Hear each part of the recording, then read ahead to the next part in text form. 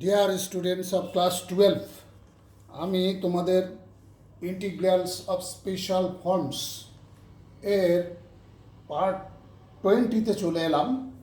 Part 20-তে এসে আজকে আমি দুটো অঙ্কই তোমাদের আলোচনা করে দেব এবং পার্ট 20-তেই আমি এখানকার আলোচনা শেষ করে দেব। ডেফিনিট ইন্টিগ্রেশনে চলে যাব। অর্থাৎ আমরা এতদিন যে ইন্টিগ্রেশনগুলো করলাম সেগুলো হচ্ছে ইনডেফিনিট ইন্টিগ্রেশন। এবার যেটা শুরু হয়ে যাবে ডেফিনিট ইন্টিগ্রেশন। ইন্টিগ্রেশনের আসল ধারণা বা তোমার ইন্টিগ্রেশনের ব্যবহারিক জীবনে ইন্টিগ্রেশনকে আমরা কীভাবে কাজে লাগিয়েছি সেটার থেকেই হচ্ছে ইন্টিগ্রেশনের শুরু। সেটা আমরা পরে করি, আমরা ইনডেফিনিটটা আগে করি, আমরা ডেফিনিটটা পরে করি। অর্থাৎ ইন্টিগ্রেশনের কেন প্রয়োজন সেটা তোমরা ডেফিনিট ইন্টিগ্রেশনটা আসলেই বুঝতে পারবে।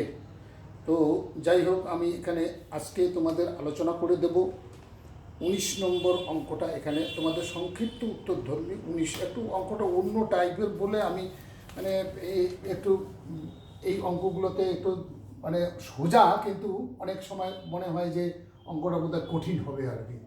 19 নম্বর অঙ্কে আমি আসলাম। 19 নম্বর অঙ্কটা একেবারে অঙ্কটা না লিখে আমি ধরি আই ইজিক্যাল টু, অঙ্কটা কী ছিল এখানে তোমরা বুঝতে পারবে। ধরি আই ইজিক্যাল টু ইন্টিগ্রেশন এটা হচ্ছে অঙ্কটা ছিল আর কি। অর্থাৎ সমাকলন করো সাইন কিউব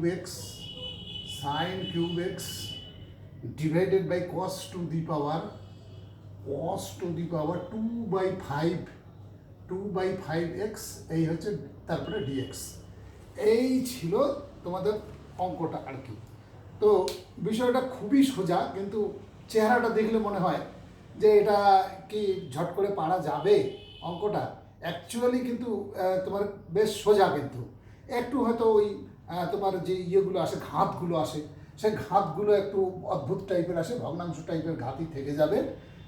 কিন্তু অ্যাকচুয়ালি অঙ্কটা সোজা আর কি। আমরা অনেক সময় এই অঙ্কগুলোকে দেখে ভয় পেয়ে যাই আর কি। তাহলে প্রথমত কী করব, প্রথমত ইন্টিগ্রেশন, এইখানে এটাকে সাইন স্কোয়ার করে দিই, sine square x into sine x করে দিই, সাইন এক্স, তারপরে ডিএক্স করে দিই, আর এটাকে করে দিই কস, করে দিই কি যা আছে তাই থাকবে, তোমার এক্স এই থাকলো আগে। এইবার আমি এইটাকে করে দিই তোমার কি 1 মাইনাস কস স্কোয়ার এক্স করে দিলাম, করে দিয়ে এখানে সাইন এক্স ডিএক্স থেকে গেল আমার, সাইন এক্স ডিএক্স, আর এইখানে আমি করলাম বলে যা আছে আর কি কস টু দি পাওয়ার 2/5 এক্স। এইবার আমি ইচ্ছা করলে কিন্তু দেখো একদম সুন্দর মানে এমন চেহারাটা দাঁড়ালো যে এখন ইচ্ছে করলেই আমি কস এক্সটাকে ধরতে পারি, অর্থাৎ সাবস্টিটিউশন আমি করতে পারি। তো সাবস্টিটিউশন যদি একবার করবো, সাবস্টিটিউশন করার সঙ্গে সঙ্গে দেখবে যে এই বিষয়গুলো অনেকটাই সহজ এবং সরল হয়ে আসবে। তাহলে আমি দেখছি এবার, তাহলে ধরি কস এক্স ইকুয়াল টু, ধরি cos x equal to z. তাহলে ডেরিভেটিভ করলে আসবে minus sine x dx equal to dz. এটা চিহ্নটা ওই দিকে নিয়ে যাও, অর্থাৎ এটাকে প্লাস করে দাও, ওটাকে মাইনাস করে দাও, তাহলে যেমন আসে ঠিক তেমনই আসবে। Sine x dx equal to minus dz. করলেও হয়, না করলেও হয়, পড়াটা ভালো, তাহলে ভুল হওয়ার চান্সটা কম থাকে। তাহলে এবার আমি কোথায় যাব, চলে যাব ইন্টিগ্রেশন, আমার যা যা আসবে আর কি। তাহলে আমি তো ওটাকে জেড ধরেছি যখন, তাহলে এটা আমার চলে আসবে 1 মাইনাস জেড স্কোয়ার, আর এটা হবে জেড টু দি পাওয়ার 2/5, আর এখানে আসবে ডিজেড। এবার তো ইচ্ছে করলে আমি এটাকে ভেঙে দিতে পারি, ভেঙে দিলে আমার কি কি আসবে সেটা একবার দেখি, তোমার দেখা যাবে আর কি। ও ডিজেড মাইনাস ডিজেড ছিল, minus sine x dx equal to, সামনে একটা মাইনাস চিহ্ন আসবে এখানে। তাহলে আমার কি দাঁড়ালো, তোমার যদি তোমার মাইনাস চিহ্নটা সামনে না রেখে যদি তুমি ভিতরে নিয়ে যাও, সেটাও ইচ্ছা করলে নিয়ে যেতে পারো, কোনো ব্যাপার না। তাহলে আমি আপাতত আগে তোমার কি ভেঙে দিই আগে।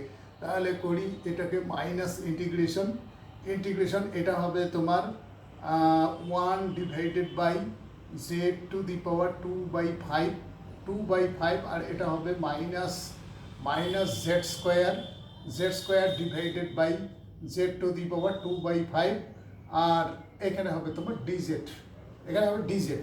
তাহলে এটা চলে আসলো তোমার মাইনাস ইন্টিগ্রেশন, পরে মাইনাসটা ভিতরে ঢুকিয়ে দিচ্ছি আমি। এটা হয়ে গেল তোমার জেড টু দি পাওয়ার -2/5 উপরে উঠে গেলে, আর এটা হয়ে গেল 2 - 2/5, 2 - 2/5 তোমার হচ্ছে 2 - 2/5, তোমার 2 - 2/5 হয়ে যাবে তোমার 8/5। তাহলে মাইনাস তোমার জেড টু দি পাওয়ার 8/5, তারপরে হলো তোমার ডিজেড। এইবার আমি ডিজেড এবং ইন্টিগ্রেশন আমি কি করব, ডিস্ট্রিবিউশন করব। ডিস্ট্রিবিউশন করলে এইটা প্লাস হয়ে যাবে আর এটা মাইনাস থেকে যাবে। তাহলে এইটা আগে লিখি, তাহলে integration z to the power 8/5 dz, আর মাইনাস হচ্ছে integration z to the power -2/5, তারপরে হচ্ছে তোমার ডিজেড। এই অবস্থা তোমার আসলো। এইবার ইন্টিগ্রেশন করব। ইন্টিগ্রেশন কীভাবে করব আমি জানি, নিয়ম আমার তোমার কি +1 তোমার হয়ে যাবে পাওয়ারের সঙ্গে, অর্থাৎ ইন্ডেক্সটা 1 যোগ হবে এবং নিচে থাকবে 8/5 + 1। তাহলে এটা হয়ে গেল জেড টু দি পাওয়ার 8/5 আর হলো +1 আর ডিভাইডেড বাই 8/5 আর +1, এইরকম দাঁড়াবে আর কি। আর মাইনাস এইখানে দাঁড়াবে তোমার জেড টু দি পাওয়ার -2/5 আর প্লাস হলো 1, এখানে -2/5 আর প্লাস হলো 1 আর প্লাস সি, যেহেতু এবার আমার ইন্টিগ্রেশনটা হয়ে গেছে। ইন্টিগ্রেশনটা হয়ে গেলে আর কোনো ব্যাপার নেই আর কি, প্লাস সি তোমাকে দিতেই হবে, প্লাস সি দিয়ে দিলাম। এইবার আমার এইটা কি দাঁড়াচ্ছে দেখো দেখি, এটা দাঁড়াচ্ছে z to the power 13/5, Z to the power 13 divided by 5, আর এখানেও দাঁড়াচ্ছে 13 ডিভাইডেড বাই 5। আর এইখানে কি দাঁড়াচ্ছে, এখানে একটু ভালো করে দেখো, জেড টু দি পাওয়ার 3/5 হয়ে যাবে ওটা, z to the power 3 divided by 5, আর নিচেও আসবে 3 ডিভাইডেড বাই 5, আর প্লাস হলো তোমার সি।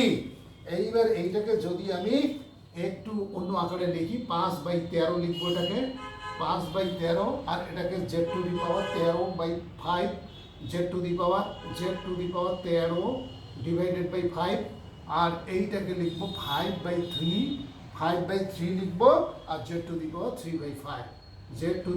3/5 প্লাস হলো তোমার সি। এইবার আর কিচ্ছু নেই অঙ্কটাতে, শুধু জেড আমি কাকে ধরেছি, আমি ধরেছি cos x কে, সেটা বসিয়ে দিলেই আমার অঙ্কটা একদম হয়ে যাচ্ছে। সেটা আমি এই যে উপরের দিকে আমি দেখাচ্ছি।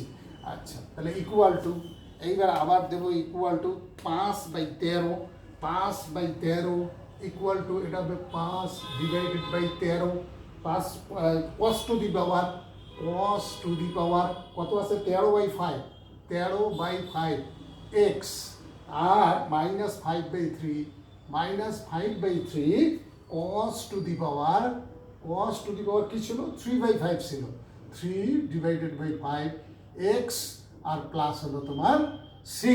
তাহলে দেখো অঙ্কটা কত সহজেই কিন্তু নেমে আসলো। অথচ এর চেহারা এবং আকার আকৃতি দেখলে ঝট করে অনেকেই কিন্তু ভয় পেয়ে যাবে যে হয়তো বা অঙ্কটা করতে পারবো না।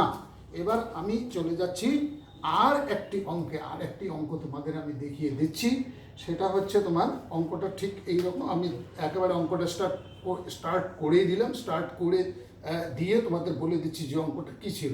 এটাও সংক্ষিপ্ত উত্তর ধর্মী 58 নম্বর অঙ্কটা, 58 কিন্তু 58 এইটা ছিল অঙ্কটা। লিখি আগে আমি একবার অঙ্কটা শুরুই করলাম, ধরি I is equal to integration 4 into e to the power x plus 6 into e to the power minus x, আর নিচে আছে 9 into e to the power x -4 into e to the power -x, তারপরে দিয়েছে তোমাকে ডিএক্স। এইরকম অঙ্কগুলো, এগুলো হচ্ছে তোমার কোন টাইপের অঙ্ক, এটার প্যাটার্নটা কিন্তু ঠিক তোমাদের বেশ কয়েকটা বোধহয় অঙ্ক আমি দেখিয়ে দিয়েছিলাম এই টাইপের।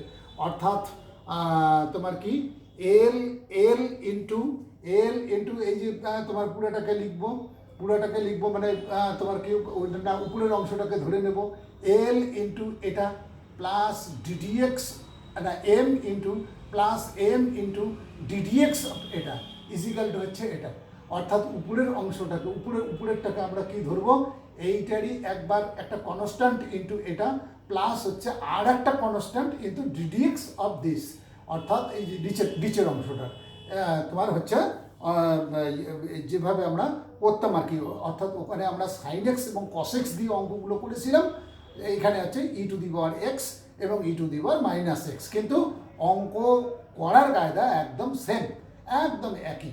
তাহলে সেই হিসাবে আমি যদি আগানোর চেষ্টা করি তাহলে আবার আমাকে দেখতে হবে, তাহলে আবার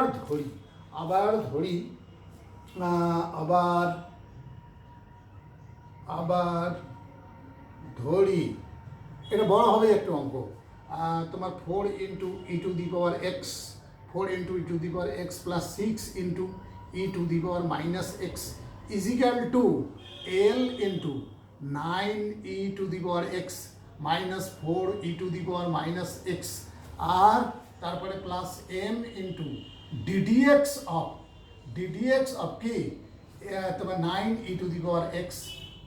e⁻x মাইনাস হচ্ছে তোমার 4 e⁻−x, এটা কিন্তু নিচে লিখে দিলাম যেহেতু জায়গা কুলাচ্ছে না, তাহলে আমি এইখান থেকে লিখতে পারি ইমপ্লাইজ দ্যাট 4 e⁻x আর হচ্ছে plus 6 e⁻−x is equal to L into এটা থাক আপাতত 9 e⁻x মাইনাস 4 e⁻−x থাকলো, এইবার প্লাস এম ইভেন্টের ডিডিএক্সটা করে দিই। এই জায়গাটা কিন্তু আমার ভীষণ কাজে লাগে, যখন আমি ভাঙিয়ে দেবো তখন কিন্তু এই জায়গাটাই দেখবো।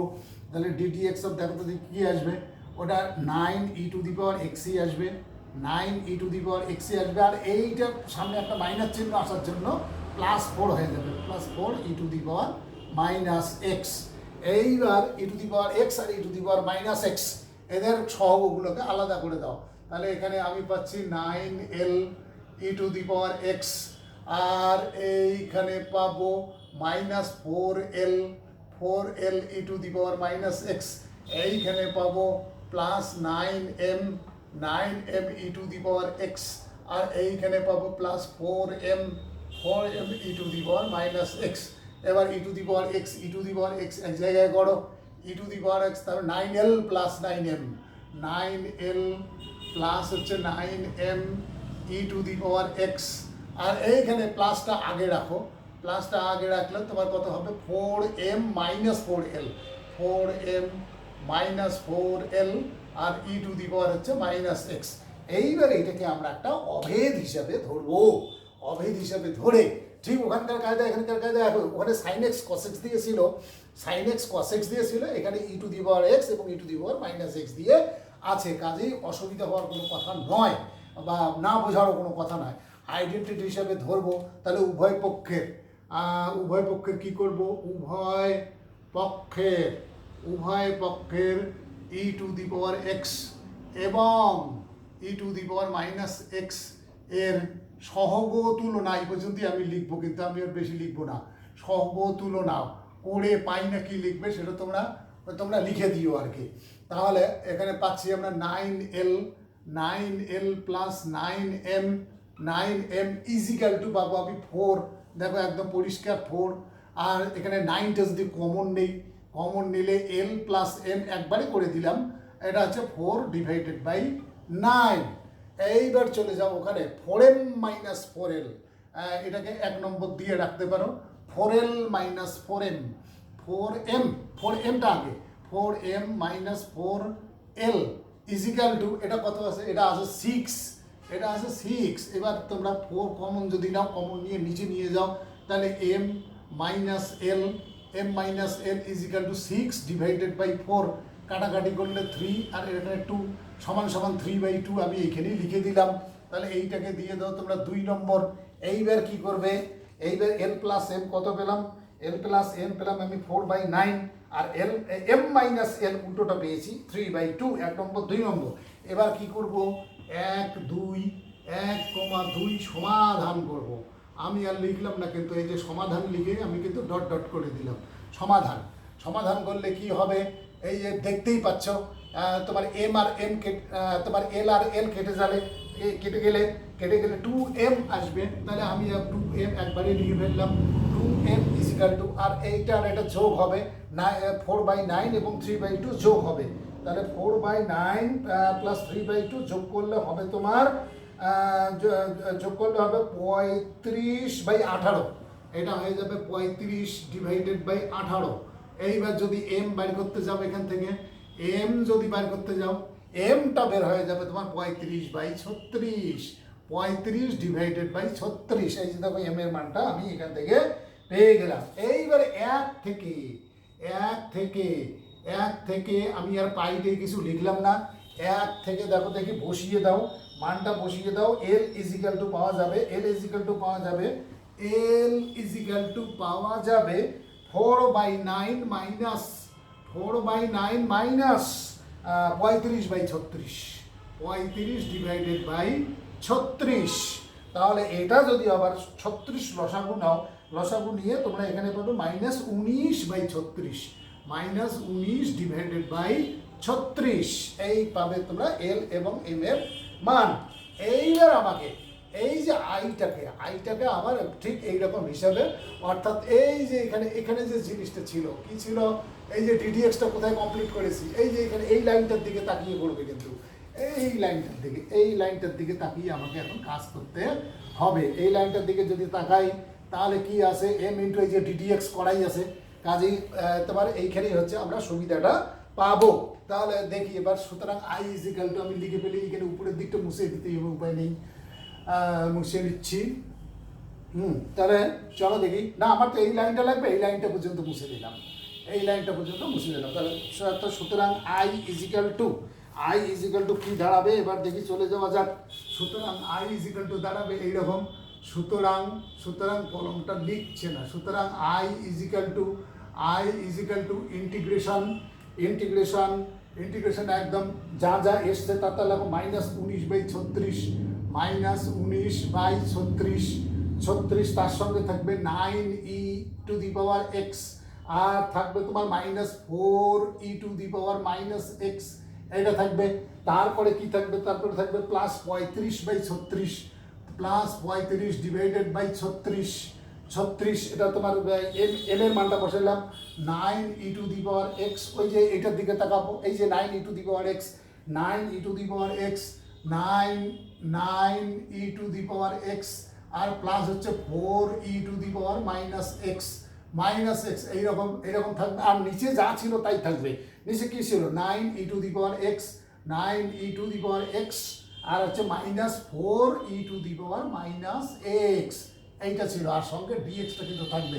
যদি কখনো ডিএক্সটা বাদ যায়, ধরে নেবে যে আমি ভুলক্রমে ওটা ওই রকম করে ফেলেছি। তাহলে এই গেল তোমাদের অঙ্কটা। এবার কিন্তু আমার সাজানো গোছানো হয়ে গেছে। এবার আমি কি করব, এবার আমি মিডল পজিশনে আমি ভাগ করে দেবো, অর্থাৎ এটাকে পুরো অঙ্কটাকে আমি 2 ভাগ করে দিচ্ছি। এবার তাহলে 2 ভাগ করে দিলে দেখো, এটা বাই এটা, এই যে এইটা বাই এটা যখন করবো তখন সব খালি আমার -19/36 থাকবে, আর এইটা কিন্তু পুরো থেকে যাবে, এইটা ডিডিএক্স কিন্তু হচ্ছে এটা ডিডিএক্স। তাহলে এবার আমি চলে যাচ্ছি তোমার সমান তোমার ইন্টিগ্রেশন তোমার ভিতরে থাকবে তোমার, যদি এটা বাই এটা করা যায় বললামই, -19/36 থাকবে, আর এখানে প্লাস থাকবে 35/36 ইন্টু এইটা থাকবে উপরে, কি থাকবে 9e⁻x প্লাস 4e⁻x, আর নিচে যা থাকার থাকবে 9e⁻x